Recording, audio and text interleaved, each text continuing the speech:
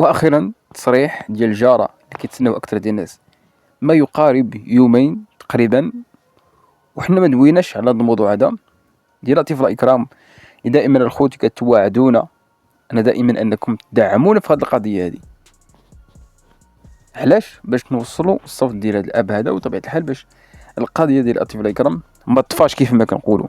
وطبيعه الحال الناس اللي فاجئهم التصريح ديال الجاره كان فعلا لما كيتضح في الفيديو بان هاد السيده هذه اللي كتدوي بان هي كتجي الاكرام. هادشي من خلال لسان ديال الام ديال الاكرام. وبالفعل الناس اللي سمعوا هذا الفيديو هذا مع الاخ يوسف سمعوا واحد التناقض. بالفعل في الاول كانت كتقول هاد السيده هذه بان هي ما فراساش بان اكرام عندها التليفون، وفي نفس الوقت غدوز واحد تقريبا 2 دقائق غادي تقول الاخ يوسف بان انا عطيتها النمره ديالي. هنا الناس ما فهموش واحد الحاجه، اكيد من بعد غادي تعرفوا بزاف ديال التفاصيل. في هذا الفيديو هذا بخصوص قضيه ديال الطفل اكرام. اشنو غتستافدوا في هذه القضيه هذه؟ بان فعلا الاب كيقول واحد الكلام وغادي يصيفط رساله اللي هي مهمه بزاف. داكشي اللي كنت كنخاف منه انا طحت فيه. اخر مكالمه السيده هذه اتصلت بها الطفل اكرام وتقول لها قطعي انا غادي نمشي، والخطير في الامر ان غادي تبكي. السؤال هنا المطروح على الخوت علامه استفهام اللي هي كبيره. علاش الطفله اكرام غادي تبكي؟ واش خوفا من الاب ديالها؟ واش خوفا من شي فضيحه؟ واش خوفا من هذيك الكلام ديال الاخ اللي كان على ما سمعنا بانه كيهدد الاخت ديالو بانه غادي يقولها الاب ديالو؟ ولكن الخوت هذا ماشي مبرر. نقول مثلا بان هي شافها مع داك الشخص وموقع بيناتهم والو، على ما كيتضح بان الطفله اكرام ما تعرضش لاعتداء، سليمه من الجسد ديالها. هذا الخبر هذا سمعتوه ديجا. ولكن شنو غادي يخلي هاد السيده هذه اللي في العمر ديالها 16 سنه باقا صغيره ما عرف والو في الحياه غتمشي وغتسمح في الفطور؟ كاين فعلا الاب ديالي كيقول بانه سمحت في الفطور ومشات، طجات ومشات، خلات كل شيء. ولكن الخوت بالمناسبه هادشي طبيعه الحال من اللسان ديال الاب اللي كيقول لك تصوم وكتصلي ولكن كتخاف، لدرجه ان على اللسان ديال الجاره اللي كتقول اللي كتعرفها مزيان بانه ما كتقدرش انها تطفي الضوء. سيده خوافه. هذا اكيد بان الكلام اللي كنت دائما كنقول في الفيديوهات ديال الخوت بان السيده مستحيل ان تمشي، يعني غادي تبقى في الظلام هكاك وغتشنق في راسها في الظلام. الناس دخلوا في واحد الحيره اللي هي كبيره بزاف. وهاد الجريمه هادي واش وقعت بالنهار ولا بالليل؟ علامه استفهام اللي كثيره. اللي كيهمنا هو ان القضيه ديال الخوت ما خصهاش انها تطفى.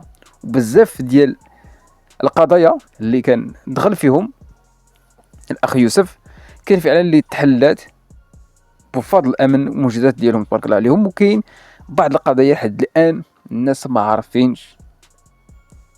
عارفينش فين وصلت دوك القضايا، والامثله راه كثيره بزاف والاسماء راه كثيره بزاف. غادي نرجعوا للموضوع هذا ديال الطفله اكرام اللي كيهمنا كاملين. سمعنا عند اللسان ديال الجاره اتصلت بهذه اكرام وكتبكي. واش خايفه من شي فضيحه؟ انا عنكرر السؤال مره اخرى، واش خايفه من الفضيحه ولا من الاخ ديالها اللي كيهددها؟ ولكن عمرنا كيتضح بان هذا الشخص هذا اللي في العمر ديالو الاخ ديال اكرام على ما كيتضح بانه في العمر ديالو 12 سنه. ولا كنت غلط الخوت صحوا لي في التعليق. يعني كيفاش غادي يهدد الاخت ديالو؟ على ما كيتضح وعند لسان ديال الاب والام اللي كتقول بانه حتى واحد ما كيرضاش انه يشوف الاخت ديالو مع شي واحد. حتى واحد كان ممكن انه ينصح الاخت ديالو ويقول لها مره اخرى الا عاود شتك راه ما غاديش نسكت نهائيا ونقدر نقولها الاب ديالي. ولكن واش الاخت غادي تسمع الكلام من عند الاخ ديالها الصغير؟ ما كنظنش. وهادشي غادي يبين لنا بانه ربما اخذ ديال الاكرام شافها عده مرات. وهنا مرة اخرى غادي نطرح واحد القوس اللي هو مهم بزاف. كيفاش بمجرد انك تشوف واحد السيده واقفه مع واحد الشخص، حنا لحد الان ما عرفناش واش كيراجع معها الدروس، واش كيقرا معها في المدرسه، ان بعض الظن اثم كيف ما كيقول واحد المثل. حتى واحد ما عارفش شنو في راس داك الشخص اللي كان واقف مع الطفله اكرام والغرض ديالو. هذا هو التساؤل اللي بغيتكم الاخوت انكم طرحوه في بالكم نتوما، انت اولا انت اللي غتسمع هذا الفيديو هذا. فهاد القضيه هذه ديال انا السيده خافت من الاب ديالها كتتبع هذا 100%. ولكن الا كانت شي حاجه اللي هي مهمه بزاف اللي ما عارفينهاش اكثر ديال الناس، هي كيفاش وصلت الطفله اكرام هذيك بلاصه اللي فيها الظلام. هادشي اللي غادي يخلي الاب انه يحماق. لحد الان كيف ما كيتضح، دائما غادي نعاود في الفيديو ديالي عده مرات، باللحيه ديالو في العمر ديالو كبير كيخاف من هذيك المنطقه، كيخاف من هذيك البلاصه. ما بالك بواحد السيده اللي كتخلي الضوء شاعل اللسان ديال الجاره، ماشي غير الام اللي كتعرف عليها الصغيره والكبيره، وانما الجاره.